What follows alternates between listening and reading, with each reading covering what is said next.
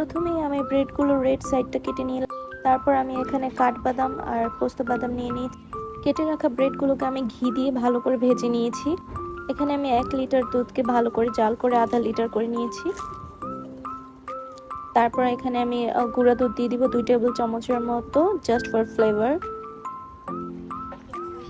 তারপরে স্বাদ মতো চিনি, যে যেমন মিষ্টি খান তেমনই দিবেন।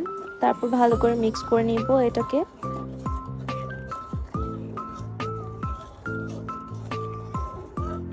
মিক্স করা হয়ে গেলে আমি এখানে হাফ চা চামচের থেকেও কম সামান্য পরিমাণে একটু গরম মশলা দিয়ে দিব। তারপর আমি কুচি করে রাখা বাদামগুলো দিয়ে দিব। তারপরে এটাকে ভালো মতো মিক্স করে নিব। আর এখানে আমি কর্নফ্লাওয়ার গুলে নিয়েছি হাফ চামচের মতো। কর্নফ্লাওয়ারটা দিয়ে তাড়াতাড়ি নেড়ে নিতে হবে, না হলে দলা পেকে যাবে।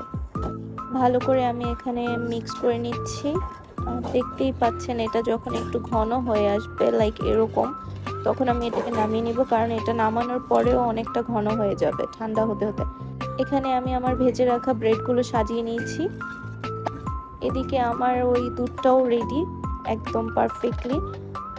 এখন আমি সেপারেট করে রাখা ব্রেডগুলোর উপরে দুধটা দিয়ে দিব। একদম ভালো করে চারদিক থেকে কভার করে দিতে হবে, যাতে কোনো দিক দিয়ে বাদ না থাকে আর সম্পূর্ণ ব্রেডে যেন দুধটা পায়।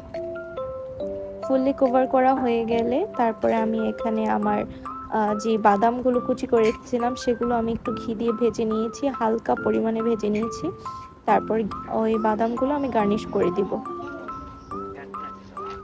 বাস রেডি হয়ে গেল আমার শাহি টুকরা। আর এভাবে আপনারা ট্রাই করে দেখতে পারেন, খুবই মজা হয়।